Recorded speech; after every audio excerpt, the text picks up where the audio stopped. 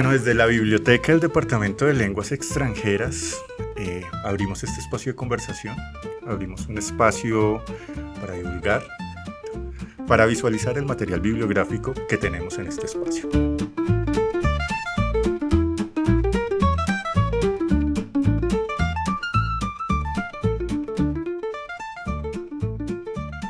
Hoy está con nosotros, acá en la biblioteca, el profesor Juan David Casallas. Profesor, bienvenido. Hola, buenos días, buenas tardes o buenas noches a todos. Muchas gracias por invitarme. No, pues es algo maravilloso tenerlo acá en la biblioteca, que ha sido un espacio, yo creo que de muchos años, ¿no? O sea, un espacio que ha frecuentado por bastantes años. Sí, muchísimos, 20. 20 años. Suave 20. 20 años visitando la biblioteca del Departamento de Lenguas Extranjeras y ahora como profe. Y ahora como profe de didáctica y de francés 4. No, perfecto. Bien. ¿Qué se siente venir? Para los que estén viendo o oyendo, esa pregunta nos hace reír porque me la ha hecho harta gente. Cada cual que me encuentro o reencuentro aquí en el pasillo me dice, ay, usted que era estudiante y ahora es profe, ¿qué se siente? Y yo ya tengo la respuesta preparada y no se las voy a dar. Eso no, porque, pero sí hay algo importante y es este espacio, ¿qué significa para Juan David Casallas? Esa pregunta sí ya es un poco más seria. Claro, más profunda. No, pues muchas cosas, pues es el lugar de la amistad, porque pues somos amigos, de también el amor, ¿no? Porque yo aquí tuve la primera conversación con Ángela, y también de libros, ¿no? Porque aquí no solamente estudiaba, sí estudié para ciertas materias, me acuerdo mucho de haber estudiado mucho aquí fonética, gramática, para los parciales, pero y también de lectura, ¿no? No sé si leí libros enteros acá, pero sí hojeaba de vez en cuando libritos y pues imagínense, como la biblioteca no ha cambiado muchísimo en 20 años, entonces es nostálgico, emotivo, pero también es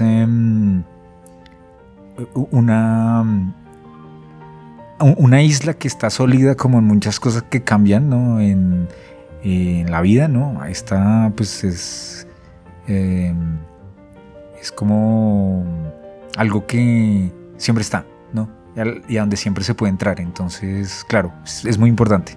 Es curioso lo de... me quedó así como que suspendido en el tiempo cuando dice en 20 años no ha cambiado. Uh-huh. Y creo que es una impresión bien interesante, en el sentido de que siempre tengo una frase para eso. Yo digo, esta biblioteca es como una fotografía con leves variaciones. La cuestión es que sí cambia, sí, pero no se percibe. Claro. Porque es silenciosa, porque las bibliotecas normalmente no están acostumbradas al bullicio, al ruido. Entonces sabe mostrarse a sí misma al pasar de cada generación. Y está inexplorada. En todo caso, puede llevar 20 años. Yo en mi caso creo que eso también ya estoy cercano a cumplir ese tiempo acá en este espacio. Pero... No, sí, tiene que haberlo cumplido porque yo entré como estudiante en 2004 y usted ya... No, yo entré en el 2006. Ah, ¿en el 2006? O sea, yo empecé a venir a la biblioteca. Claro, desde antes de que yo llegara. O sea, su merced aún conoce más la biblioteca que yo. No, y me hace pensar en lo que está diciendo, ¿no? Con una fotografía con leves cambios, porque finalmente pues así también es la naturaleza, ¿no? Un árbol... seguramente usted lo puede ver el mismo árbol por muchos años y usted siente que no cambia, pero si mira una foto del árbol y lo mira ahora, sí se notan los cambios, ¿no? Me imagino que, no sé, el que vive en la selva se puede dar cuenta como esos ligeros cambios, que no son muchos, sigue siendo la misma selva, pero con leves cambios. Y eso pues ya es una invitación también como al escenario de la contemplación, de la observación profunda, porque muchas veces la cotidianidad se marca tan fuerte y tan rápido, la velocidad del siglo XXI es tan fuerte que pocas veces permite tiempos y espacios para la observación. Y yo pienso que una biblioteca se observa bastante entre los estantes, entre lo que, no necesariamente entre la obligación, entre lo que tengo que venir, que también esa es la función prácticamente, articulada con las clases y con la dinámica con los profesores, sino también es una biblioteca que se presta para decir qué hay desde lo personal. Claro. O sea, cada quien puede encontrar acá algo que va a revelar probablemente su momento o su existencia, o probablemente no. No pase nada. Pero hay que experimentar ese tipo de posibilidades. Y precisamente es parte de la intención de hacer este contenido. Entonces es una invitación abierta a la comunidad académica del Departamento de Lenguas Extranjeras, profesores, estudiantes, que quieran venir y recomendar libros que tienen por decir algo así, un acercamiento significativo o una experiencia significativa en su proceso como lector, como lectora. Sí, es verdad. Y yo, digamos, siempre estoy pendiente de que si me decido a recomendar un libro, yo ya lo haya leído y si esté seguro de que la persona a la que se lo recomiendo va a disfrutarlo tanto más que yo, como un poco funcionando como el algoritmo, ¿no? El algoritmo pues, nos aconseja cosas que nos gusten y retroalimenta ese gusto. Quizás por eso deberíamos buscar más la recomendación de personas y no de algoritmos, pero sí me he dado cuenta, he cometido el pecado de recomendar cosas que no terminé de leer o que no disfruté tanto. Y me doy cuenta que no tienen tanto éxito al ser recomendadas. Entonces, desde hace muchos años como que tengo el compromiso de solo recomendar cosas que me gustaron mucho. Y así es como uno de verdad transmite a la persona la intención de ir a conocer ese libro o ir a por lo menos hojearlo o comprarlo o venirlo a buscar a la biblioteca. Perfecto. Bueno, entonces esa es la invitación, ¿no? O sea, comenzamos esta serie de contenidos de divulgación con 5 libros que nos va a recomendar el profesor Juan David Casallas. Bueno, ya tiene sus... Hay más de 5, los que vayan a ver el video pues van a ver como 10, pero es porque hay varios que son del mismo autor. Entonces pues en esa selección el primero que yo elegí fue que son los cuentos esenciales de Guy de Maupassant, de la traducción de José Ramón Monreal y con ilustraciones de Ana Juan, de grandes clásicos de Mondadori. Perfecto. ¿Y por qué? Porque Guy de Maupassant ha sido un escritor que me ha acompañado en el conocimiento, en el aprendizaje del francés. Estamos hablando ahora que uno de los cuentos que está incluido en este libro, un parti de campaña. Nunca se me olvida el título porque fue el tema de un parcial del profe Eric. Un parcial en el que no me fue bien justamente porque empecé mal. Me acuerdo que, leí el título, el parcial se trataba de leer una frase y traducirla inmediatamente al español. Y leí el título y no pude traducir la palabra parti. No pude asociarla por nervios o por ignorancia, no supe cómo traducirla y yo creo que hubiera sido fácil que yo me quedara con el trauma de Guy de Maupassant y decir no, pues ya, si no conozco ni siquiera la palabra del título, pues no voy a disfrutar esta lectura y tal, ¿no? Pero años después, cuando yo estaba haciendo el máster en Estrasburgo, yo tuve un accidente pues ahí como un poquito grave que me dejó unos días en casa, ¿no? Con incapacidad médica. Y en la habitación de la casa en donde yo vivía había unos libros y entre ellos un tomo de las obras completas de Guy de Maupassant. Y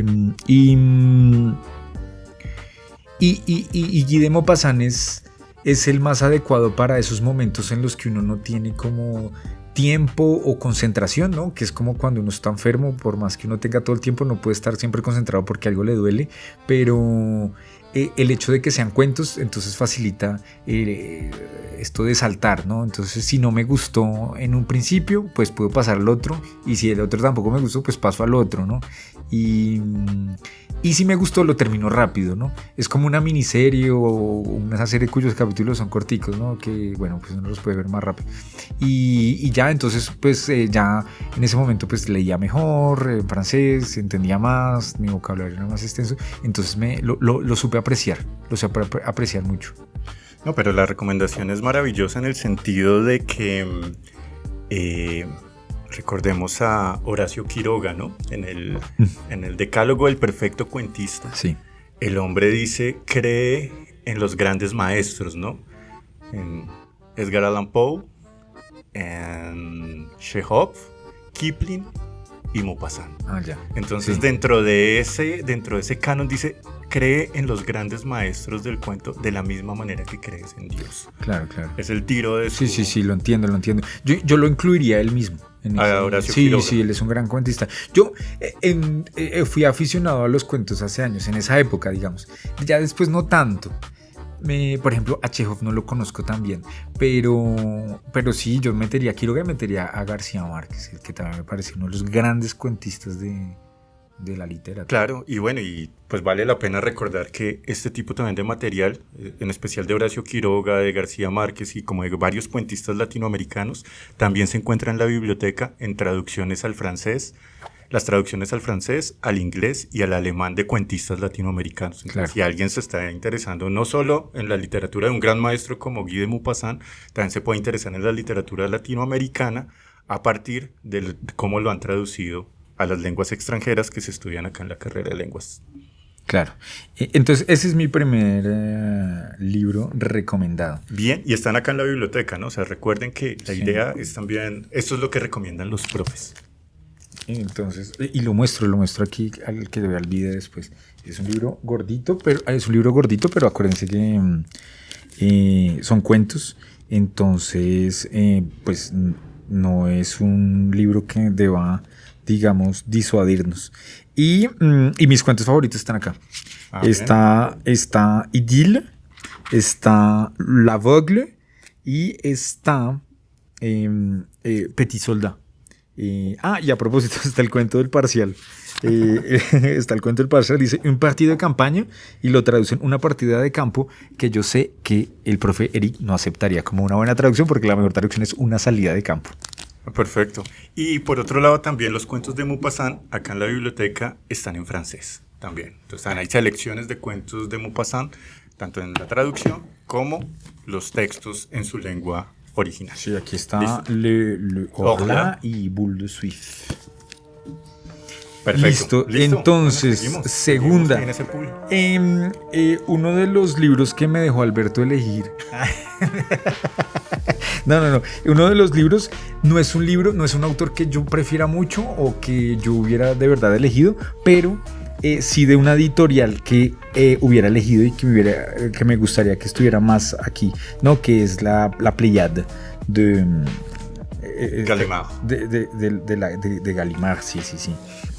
Que es una editorial de lujo francesa, ¿no? Que solo edita a los grandes maestros y a las grandes maestras de la literatura. Entonces, esta es una edición muy bonita de Mallarmé. Ustedes saben que Mallarmé jugaba mucho con la tipografía en el momento de hacer poemas y pues aquí está bien respetado. Lo importante de la Pléiade son varias cosas. Primero, el estudio y la traducción que hay detrás, ¿no?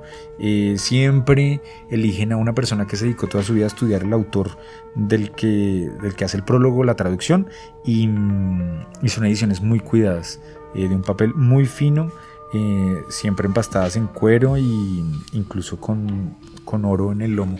Eso me parece curioso. No lo sabía. Hoy el profesor Juan David me comenta que los bordes son de oro, inclusive está dentro de la descripción de la edición, 23 de 23 quilates. Sí. Y todo esto porque, pues, digamos que ustedes no van a apreciar el libro porque tenga oro, sí, ¿no? Pero son ediciones muy cuidadas, ¿no? Entonces, para alguien que se está especializando, para alguien que va a hacer el trabajo de grado de Marguerite Duras o de Borges o de Mario Vargas Llosa, también está en la Pléiade, o o de Mallarmé, Baudelaire, Verlaine. Aquí están en las mejores ediciones posibles, con los estudiosos que lo conocen mejor, y cualquier estudioso va a tener que siempre recurrir a la Pléiade o las versiones más económicas de la Pléiade, porque hay versiones de poche de algunas obras incluidas dentro de la colección Pléiade. Entonces tampoco, o sea, no es que si yo no tengo plata no puedo acceder a ellas, tampoco. Están en las bibliotecas, aquí está Mallarmé, pero también las versiones más económicas están. Pero me parece algo de resaltar, y o sea, no necesariamente lo que hace el libro es que tenga sus bordes en oro de 22 quilates, sí. Pero sí me parece importante el libro como objeto. Claro. En ese sentido, estudiar en buenas ediciones, estudiar en ediciones de lujo, o sea, digamos, hay un privilegio de cierta manera en acercarse a la biblioteca, observar este tipo de libros. No solamente, este fue un caso muy particular, el libro de Mallarmé, pero también hay otros libros en gran formato, libros de arte, libros que son ediciones, primeras ediciones. O sea, el libro también se vuelve un objeto estético dentro del estudio. Sí, además un objeto decorativo, sí, ¿no? Y de colección, sí, para muchos. Claro. Y me hace pensar, a propósito, en la siguiente persona a la que voy a hablar, de George Steiner, del que elegí unos libros. No los tengo ni los conozco todos, pero sí tengo varios de él en mi biblioteca personal, y pues aquí hay 3, ¿no? Creo que aquí hay 4 en la biblioteca, uno de traducción, uno de pedagogía, uno de literatura y lenguaje, y el otro de simplemente cultura, ¿no? Uh-huh. Y George Steiner habla en un ensayo sobre un ensayo que está en el libro de yo creo que en el libro de los artículos que él escribió para The New Yorker, donde habla de cómo se entiende el libro como objeto en épocas pasadas, ¿no? Cuando el libro era de verdad muy raro, era exclusivo de alguien muy rico, bueno. Ese ensayo se basa en un cuadro pintado por un maestro holandés, donde se muestra una persona que va a leer un libro, ¿no? Y esa persona está vestida, ¿no? Elegantemente. Utiliza un sombrero de ritual, ¿no? Se pone joyas, porque transmite lo que era la lectura en siglos pasados, ¿no? Algo que llegaba al nivel de religión, ¿no? Entonces yo necesitaba estar bien presentado porque iba a leer, ¿no? Que es un poco lo que nos transmiten los bellos libros, y el privilegio además de que los podamos leer, ¿no? Realmente en la historia de la humanidad, tener acceso a un libro y tener acceso al conocimiento que incluyen los libros es algo nuevo para, pues digamos, el ciclo de la humanidad, ¿no? De hecho, incluso la lectura mental, ¿no? Es también algo nuevo en la humanidad. De hecho, sabemos quién fue la primera persona que leyó mentalmente. Sabemos además quién fue la primera persona que se dio cuenta de que esta persona leía mentalmente. Es San Ambrosio. Y San Ambrosio era de las poquísimas personas en su siglo que tenía libros y que leía. Y un muchacho llamado Agustín, que después se volvió San Agustín, lo vio y se impresionó mucho de que no leyera en voz alta, porque las pocas personas que podían leer tenían que leer en voz alta, porque la tipografía o como estaban hechos los libros, los manuscritos, no tenían puntuación. La única manera de yo saber cuándo se acababa una frase o cuándo se acababa una palabra y empezaba la otra era yo leyéndolas en voz alta y yo mismo poniendo la puntuación en mi lectura en voz alta. Pero San Ambrosio desarrolló esa capacidad de poder leer apenas moviendo los labios. A propósito, San Ambrosio es el santo de los lectores. Y eso es tan reciente que hay testimonio de eso, ¿no?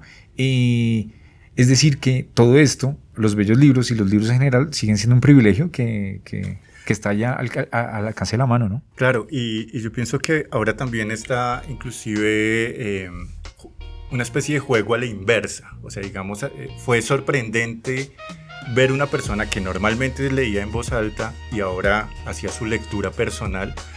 Ahora es muy tradicional, por decirlo así, es leer en voz reflexiva. El audiolibro, ¿no? Volvimos claro. sí. Y la lectura también para sí mismo. Que en sí. sí, el acto de leer, pues sí, es un acto de privacidad, sí. casi que de intimidad sí. entre el autor y el lector. Pero hoy en día también se está buscando rescatar nuevamente las lecturas en voz alta. Sí. Leer en voz alta. A mí me parece, por ejemplo, acá en el café literario, normalmente es parte de la premisa del café literario, la lectura en voz alta. Ojalá escribieran la historia del café literario. De pronto. De pronto. Y no, claro, además uno de los placeres, ¿no? Borges decía de Dante que... Y bueno, y del italiano en general, del idioma italiano, era que daban ganas de decirlo en voz alta, ¿no? Que es una de las cualidades de la gran poesía, ¿no? Da ganas de decirla, de compartirla, de cantarla, de llevar el ritmo, de ver la rima, bueno, en fin. Pero sí, pero bueno. Sigamos. Y Steiner. Aquí hay 3 libros. Está En el Castillo de Barba Azul, está Extraterritorial y está Lecciones de los Maestros, que es el libro del que yo quería hablar. Es un libro de ensayos sobre justamente enseñar, ser profesor, enseñar y ser también discípulo, ¿no? Ser estudiante. Me parece que es un ensayo muy profundo sobre el hecho de... sobre eso que llamamos pedagogía, ¿no? La reflexión sobre por qué enseñar y después de la didáctica, cómo lo enseño, ¿no? Steiner, pues, obviamente con esa cultura tan inmensa que tenía, pues hace referencia a Platón, a Buda, a Jesucristo, bueno, y porque ellos son maestros orales más que escritos y fueron sus discípulos los que finalmente tuvieron que transmitir sus enseñanzas por escrito, porque ellos mismos no... incluso creo que Sócrates estaba en contra de la escritura, ¿no? Sí, era la oralidad. Sí, para él era... Y la memoria, ¿no? Sí, claro. Sí. Pero, y hay algo que me parece importante, precisamente en esa reflexión que hace un profesor de didáctica francesa. Sí. Y es la cuestión de la posibilidad del maestro como sujeto de influencia. Es decir, o sea, ahí se marca bastante esa posibilidad de que los estudiantes, a través de las reflexiones de Steiner, dice como el maestro es un sujeto de influencia. Los estudiantes terminan muchas veces imitando sus gestos, imitando sus palabras, sí.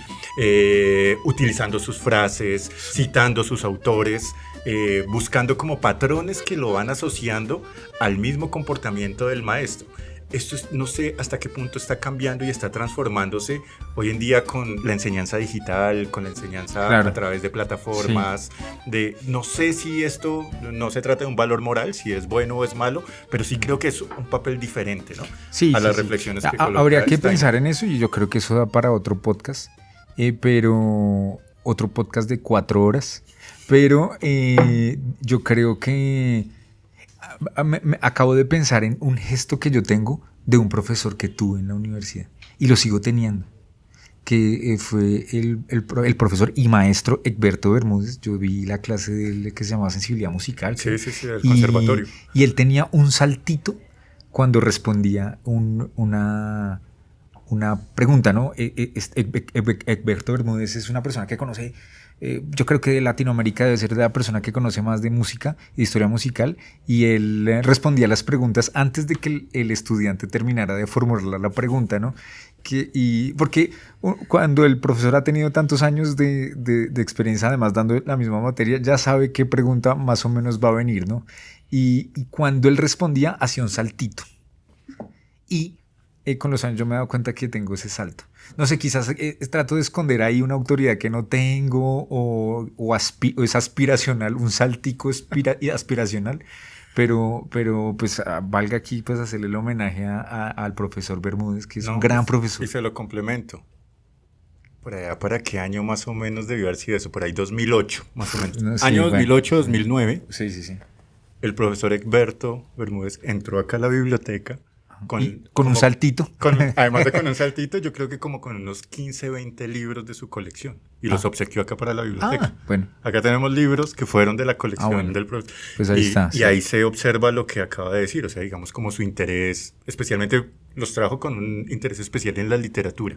Bastantes libros en literatura, del enfoque literario, de la literatura inglesa, francesa, alemana, en traducciones. Entonces, obsequió ese material acá para la biblioteca porque decía, creo que es algo que podría ser importante. Bueno, entonces, ahí se dice que un homenaje Un homenaje a Alberto Bermúdez. Bien. Bueno, y el siguiente el que Alberto me dejó elegir es Calígula, de Albert Camus. ¿Y por qué lo elegí? Porque cuando yo tuve mi época de emperadores romanos, yo empecé con Julio César, me gustaba harto las biografías de Julio César. La primera que leí fue de Max Gallo, que tiene una súper buena biografía de Napoleón y de Julio César, pero la de Julio César es particularmente buena. Y por el... Bueno, leía a otros, leía a Suetonio con las vidas de los 12 Césares. Ludwig, Emil Ludwig. Yo no he leído la de Ludwig. No, esa no la conozco. Pero leí la Shakespeare, ¿no? Julio César y Marco Antonio, creo que es que se llamaba la de Shakespeare, ¿no? Y una muy buena que es Julio César y Cleopatra de Georges Bernard Shaw. Es muy buena, se la recomiendo. Además que por esa Bernard Shaw ganó después el Oscar. ¿El Oscar o no? Bernard Shaw es uno de los pocos seres humanos que tiene Nobel y Oscar. Un premio Oscar no sabía. Por libreto. Okay. Sí. Y obviamente él es también premio Nobel de literatura, pero este Julio César de Bernard Shaw es un Julio César sabio. No es un Julio César que ha vivido 1000 batallas, que llega al fin a Egipto, se encuentra con Cleopatra, bueno, tienen esta conversación entre una persona muy joven y él, que ya es en el libro un anciano, pero él es muy sabio. Está el Julio César de Max Gallo, que es, digamos, épico, y está el Julio César de mi favorito, que es el de Thornton Wilder, que es... Los idus de marzo, que es este Julio César también filósofo, que se cruza muchas cartas al día, y el Julio César negociante de los asuntos del señor Julio César, o de don Julio César, de Bertolt Brecht. Entonces, a través de ahí llegué a los emperadores romanos, algunos locos, y hay uno que siempre ha sido el clásico o el epítome del odio, ¿no? El Donald Trump de su época, ¿no? El enfermo mental, ¿no? Que desenfrenado sexual, violento y tal. Y por eso, pensando en eso, compré hace muchos años este Calígula, lo leí, y el Calígula de Albert Camus es un filósofo. Es un hombre que juega con la realidad, es una persona que a uno finalmente le termina cayendo muy bien. Uh-huh. Y sí es una persona que quizás promueve la violencia entre los patricios, pero también es una persona que no promueve la violencia romana, ¿no? De la paz romana, que siempre se impuso con guerra. Bueno, obviamente con otras muchas cosas, estoy haciendo aquí una reducción, pero la paz romana siempre fue conquista, violenta, muerte, no sé qué. Y este Calígula es una persona que hace que la gente no se mate. Hasta poeta, ¿no? Sí. Camus lo lleva al nivel de la poesía. Sí. Me acuerdo que hay un fragmento que dice algo así como ojalá se hubiera dejado a Calígula seguir contemplando y seguir enamorado de la luna. Si lo hubieran dejado continuar con su ensoñación con la luna, no hubiese habido guerra. Sí. Entonces, la culpa en Camus se la desplaza precisamente a los patricios, ¿no? Claro, sí, y es lo que a veces pienso, ¿no? Yo también quisiera que los gobernantes hicieran menos, porque tienen posibilidades de hacer mucho daño y poco bueno. Cuando, digamos, se esfuerzan mucho en hacer cosas que nos parecen buenas, no les salen. Cuando salen mal, cuando quieren hacer el mal o o no hacer cosas, digamos, sino pensando en su ganancia personal, le sale bien. Y uno quisiera a veces que fueran como Calígula, que mamaran más gallo y hicieran menos. Sí, que quería seguir contemplando la luna y ya. Otra particularidad de Camus es esa transformación de los personajes clásicos, ¿no? Entonces, digamos, también en el mito de Sísifo, también transforma ese Sísifo con una sola frase, ¿no? Que es, hay que imaginar a Sísifo subiendo la piedra al monte nuevamente como castigo divino, pero con una sonrisa en el rostro. Entonces el mito, el mismo de siempre, el que siempre nos han contado, el trabajo como castigo, suba sin sentido, pero transforma de una manera maravillosa los personajes clásicos y unas reflexiones filosóficas muy profundas. Acá en la biblioteca no solamente está Calígula, sino también está el mito de Sísifo, también están las crónicas argelinas, están también las novelas. Y los justos, creo que sí. En teatro también los justos, Calígula, y sus ediciones tanto en la traducción al español para las personas que no, pues, o que quieren hacer una crítica a la traducción o que quieren acercarse a la literatura francesa, lo pueden hacer a través de la traducción, o para los estudiantes de francés y de literatura francesa, las obras en su lengua original. Eso. Y entonces vamos a terminar con Alexandre Dumas. Fue el último libro que elegí, Les Trois Mousquetaires, Los Tres Mosqueteros.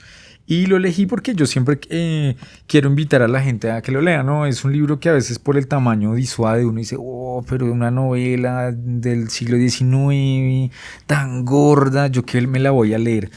Pero esta novela tiene la particularidad de ser escrita por entregas, ¿no? Como lo fue David Copperfield, como lo fue El retrato de Dorian Gray. Entonces es una novela diseñada para siempre tener al lector atrapado.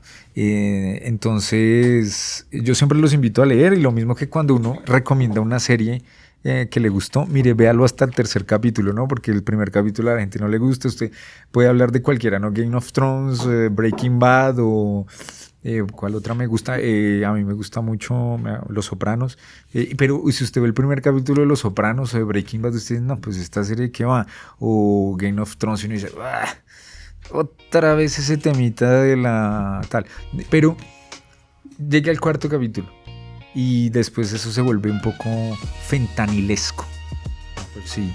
Y yo creo que Alexandre Dumas es bazuco para el alma. Se puede.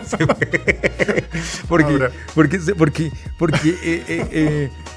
bueno, no son tres mosqueteros, no son cuatro, les hago el spoiler un poco, pero uno sigue las aventuras de D'Artagnan y uno dice, pero ¿por qué? ¿Qué pasó? ¿Pero será que la reina se alcanza? No sé qué. Entonces yo siempre les recomiendo, hay unas películas en Netflix de los tres mosqueteros. Pasa lo mismo que con las novelas o las películas que ustedes han visto basadas en novelas. Siempre el libro es mejor. Obviamente aquí el libro es muy superior. Eso va para otro podcast. Sí, el libro es muy superior a la película, a las películas, porque también hay una película, no es de los tres mosqueteros, sino La Máscara de Hierro, que es una novela, y con Leonardo DiCaprio y este violador, ¿cómo se llama? Gerard Depardieu. Y que hace deportes. Bueno, en fin, nada es ni siquiera cercano a la emoción de leer Los Tres Mosqueteros. Y la continuación, tiene secuela que se llama 20 años después. Ahora, la historia detrás de la historia, ¿no? También. Que está aquí en la sí, lo importante es que los libros que se recomiendan están acá en la biblioteca, es una invitación a la lectura y a curiosear fuera también. O sea, digamos, yo siempre he pensado que los libros tienen una historia impresa, pero también una historia que se narra fuera de sus páginas. Entonces, investigar la vida de Alexandre Dumas es fantástico en el sentido de que también no solamente escribió muchísimo, sino no solo él escribía. Sí, también tenía lo que hoy en día llamaríamos sus escritores fantasma, ¿no? Sí, él tenía muchísimos. Auguste Maquet. Tenía Maquet más de uno. Era uno y creo que también... Tuvo varios, pero ellos después lo intentaron y no salió bien, ¿no? Porque es una pelea de reivindicación. Es una pelea de reivindicación. También Dumas tiene su pelea de reivindicación porque aparentemente fue, digamos, denigrado porque él era afrodescendiente, pero sí, Dumas es... Al final les va a pasar lo mismo que con Homero. ¿Es o no es? ¿A ustedes qué les importa con tal de que la novela sea buena? Sí, ¿no? es eso. Sí. Pero bueno, también es una invitación también, no solamente a lo que digo, de la lectura dentro de sus páginas, sino también la lectura fuera de sus páginas. También acá los libros narran historias. Han llegado por medio de obsequios, han llegado por adquisiciones, han llegado por donaciones de embajadas. Hay ediciones que probablemente pasaron la Segunda Guerra Mundial, o sea, ediciones impresas, qué sé yo, en Suiza, en Francia, en 1943, que estuvieron en tiempo de guerra. ¿Y cómo carajos llegaron acá? O sea, al menos por suerte se salvaron de una quema, por ejemplo, de libros en la Segunda Guerra Mundial. Muchos de los autores que están acá probablemente en un periodo tan oscuro como fue ese hubiesen sido quemados. Sí. Cada libro trae su novela por detrás, sí. Exacto, entonces eso también llama bastante la atención. ¿Por qué? Porque también muchas personas podrían decir, o muchos estudiantes podrían decir, bueno, listo, entonces lo voy a conseguir por internet. De abajo, está bien. O sea, no es una cuestión de decir no lo haga, no lo lea en digital, sino también que se acerque a la biblioteca y experimente o tenga una nueva experiencia con los libros en papel. Recuerden que hay con oro. Recuerden que hay uno que tiene lomo en 22 quilates. Sí, yo estoy de acuerdo y yo iba a decir, claro, acercarse al libro físico, ¿no? Que siempre es... digamos, una experiencia que ocupa más sentidos que solo la vista, ¿no?